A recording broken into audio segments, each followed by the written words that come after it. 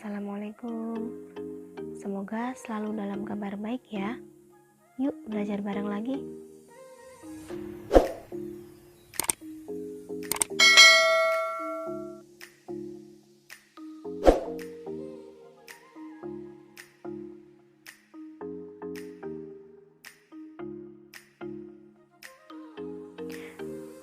Apa itu logaritma?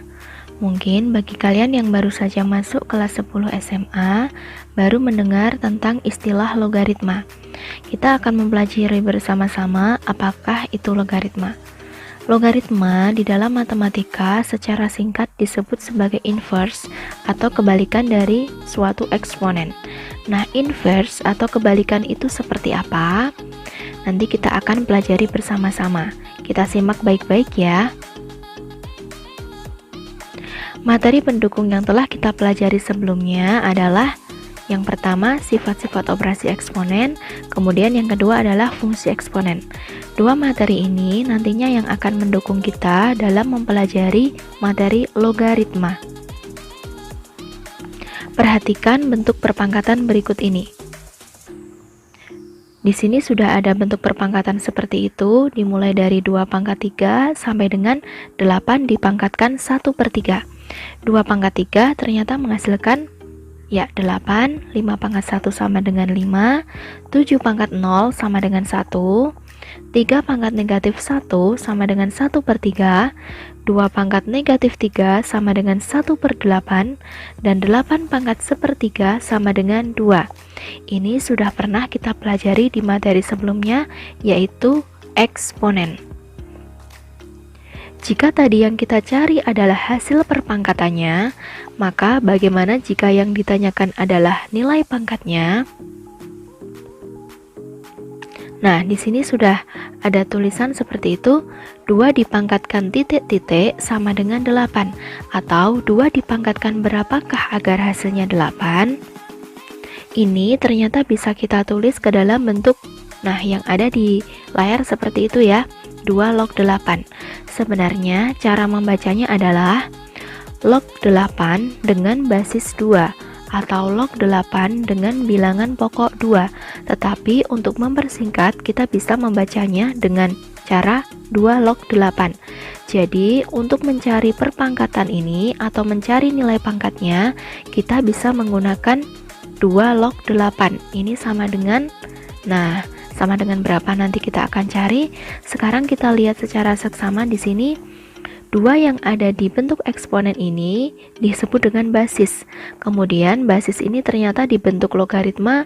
Nah, dia berada di sini ya. Ternyata ini juga disebut dengan basis. Kemudian 8. Nah, 8 ini di dalam eksponen adalah hasil perpangkatannya. Sedangkan di logaritma 8 ini adalah nilai yang kita cari nilai yang kita cari hasil logaritmanya. Nah, sekarang kita lihat ya, 2 log 8 ini hasilnya berapa? Ternyata dia sama dengan 3. Jadi 3 ini adalah pangkat dari eksponen, dari bentuk eksponen tadi itu. Nah, 3 ini adalah nilai yang kita cari di dalam suatu bentuk logaritma. Nah, seperti itu ya, teman-teman. Sekarang kita lanjutkan. Yang kedua bisa kita tulis ke dalam bentuk 5 log 5. Jadi 5 ini di sini 5 dipangkatkan berapakah agar hasilnya 5? Ya, 5 dipangkatkan berapakah agar hasilnya 5? Jawabannya adalah 1. Seperti itu. Itulah logaritma. Selanjutnya bisa kita tulis 7 log 1. Ya, jadi seperti tadi yang sudah kita bahas sebelumnya. 7 dipangkatkan berapakah agar hasilnya 1? Tentu saja pangkatnya adalah 0.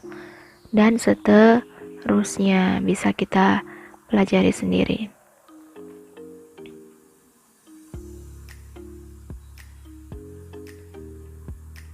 Nah, ini adalah contoh lainnya. Di sini ada 1/2 dipangkatkan 2 sampai dengan 10 dipangkatkan negatif 2. 1/2 dipangkatkan 2 hasilnya adalah 1/4. Ini hasilnya 16/81. Ini 5. Kemudian di situ hasilnya adalah 8. Akar 3 dipangkatkan 2 sama artinya dengan akar 3 dikalikan akar 3 sama dengan akar 9 atau sama dengan 3. Akar 4 ini sama dengan 2, 10 pangkat 1 sama dengan 10, dan terakhir 10 pangkat negatif 2 sama dengan 1/100. Kita akan ubah bentuk perpangkatan ini ke dalam bentuk logaritma. Nah, ternyata untuk bentuk yang pertama menjadi 1/2 log 1/4. Bisa kita lihat di situ. Nah, bilangan pokoknya tadi menjadi pangkat yang ada di depan ya, atau basis, tetap menjadi basis di dalam logaritma. Kemudian di situ 1/4-nya berpindah ke situ, sedangkan pangkat yang ada pada eksponen ya pindah menjadi nilai logaritmanya. Ya, seperti itu. Penulisannya sama seperti tadi ya, teman-teman. Nah, ini ternyata untuk basis atau bilangan pokoknya tidak selalu pecahan atau bilangan bulat, bisa juga dalam bentuk akar 3. Nah, itu numerusnya atau nilai yang kita cari logaritmanya. Nah, di situ adalah pangkat kalau di dalam eksponen, kalau di dalam logaritma disebut dengan hasil logaritmanya. Nah, yang perlu kita soroti adalah ini ya, 10 pangkat 1 sama dengan 10 bisa kita ubah ke dalam bentuk log 10. Jadi, untuk 10 yang ada di dalam eksponen ini atau basisnya ya, basisnya ini jika di dalam logaritma tidak perlu ditulis. Jadi, meskipun di sini tidak ditulis 10, kita harus tahu bahwa basis dari logaritma ini adalah 10, bukan 1 ya. Nah, seperti itu. Oke, sekarang kita lanjutkan. Ya, di situ. Jadi sama seperti yang tadi 10 pangkat 1 sama dengan 10.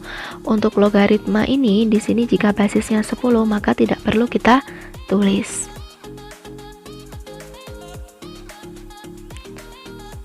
Nah, sekarang kita cermati baik-baik ya. Di sini ada bentuk perpangkatan yaitu 2 dipangkatkan 3. Dia menghasilkan bilangan 8. Nah, jika diubah ke dalam bentuk logaritma, dia akan menjadi 2 log 8 atau 2 dipangkatkan berapa agar hasilnya 8? Tentu saja hasilnya sama dengan 3. Nah, itu kita lihat secara seksama. 2 dibentuk eksponen kita sebut dengan basis atau bilangan pokok. 2 ini di dalam bentuk logaritma juga disebut dengan basis atau bilangan pokok. Kemudian di situ ada 8, di dalam eksponen disebut dengan hasil perpangkatan. Kemudian di dalam logaritma, 8 ini adalah numerus atau bilangan yang dicari nilai logaritmanya. Nah, 3 di dalam eksponen disebut dengan pangkat. Sedangkan di dalam logaritma, 3 ini disebut dengan hasil logaritmanya. Seperti itu. Jadi, hal baru di sini yang perlu kita tahu adalah istilah numerus atau bilangan yang dicari nilai logaritmanya. Seperti itu ya. Selanjutnya, nah, di sini adalah bentuk umumnya. Jika ada bentuk eksponen A pangkat N sama dengan B, maka bisa kita ubah ke dalam bentuk A log B sama dengan N. Sama seperti tadi penjelasannya, A di sini adalah bilangan pokok di eksponen maupun di logaritma, B di eksponen disebut dengan hasil perpangkatan, sedangkan di logaritma disebut dengan numerus, sedangkan N di sini disebut dengan pangkat kalau di eksponen, kalau di dalam logaritma dia disebut dengan hasil logaritma. Nah, kita cermati masing-masing di sini sudah ada beberapa bentuk logaritma. Nah, kita di sini punya bentuk umum A log B sama dengan N. Kita lihat di sini untuk bilangan pokoknya adalah yang saya lingkari warna merah. Bisa dicermati bilangannya ya. Kemudian untuk B-nya atau numerusnya yang saya lingkari warna hijau, bisa dicermati di situ. Ternyata bilangannya semuanya adalah positif, tidak ada bilangan negatif maupun 0. Kemudian N atau hasil logaritmanya kita lihat di situ ada bilangan positif, pecahan, negatif maupun 0. sekarang bandingkan dengan bentuk logaritma berikut ini. Jika ada 3 log dalam kurung negatif 3 atau 3 log negatif 3, maka hasilnya berapa? Nah, kita perumpamakan seperti ini. 3 dipangkatkan berapa agar hasilnya negatif 3? Apakah ada? Ternyata tidak ada, karena di situ 3 dipangkatkan berapapun, mau itu bilangan yang positif, negatif, maupun 0, dia akan selalu menghasilkan bilangan yang positif, tidak mungkin negatif. Nah, yang kedua, ada 3/2, log 0 sama dengan berapa? Apakah ada 3/2 ini dipangkatkan suatu bilangan yang menghasilkan 0? Tidak ada ya, karena 3/2 ini mau dipangkatkan berapapun juga hasilnya tetap positif. Jadi di sini kesimpulannya tidak ada. Nah, dari tadi itu, dari yang sudah kita pelajari baru saja, nah kita bisa melihat di sini syarat untuk basisnya sama seperti di eksponen, yaitu nilai A-nya harus lebih dari 0 dan A di sini tidak boleh sama dengan 1. Jadi dari tadi contoh-contoh yang sudah saya berikan, itu nilai A-nya tidak ada yang sama dengan 1 ya. Kemudian untuk nilai B-nya atau numerusnya bukan merupakan bilangan negatif dan juga bukan 0. Kalian bisa mengamati sendiri di sini ya. Ada 8, sepertiga, 2, 5, kemudian 1, 2 akar 3. Tidak ada bilangan negatif dan tidak ada 0 juga. Itu untuk numerus, karena numerus ini kan dia bilangan yang dicari nilai logaritmanya, jadi otomatis tidak bisa jika bilangan negatif atau 0, karena di sini ya eksponennya ini basisnya di sini tidak boleh berupa bilangan yang negatif atau bilangan 1. Kemudian kita lanjutkan untuk nilai E-nya, atau di sini adalah hasil logaritmanya, nilainya adalah semua anggota bilangan real. Jadi 3, negatif 1, kemudian 2, 0, sepertiga, seperdua ini merupakan anggota dari bilangan real. Semuanya bisa masuk ke situ. Tuh ya, jadi boleh positif, boleh negatif, pecahan 0 seperti itu. Kita lanjutkan untuk sifat-sifat operasi logaritma. Nah, ada beberapa sifat di dalam logaritma. Di sini yang kita bahas ada sekitar 8 sifat. Nah, 8 sifat ini seperti apa? Nanti akan kita pelajari bersama-sama.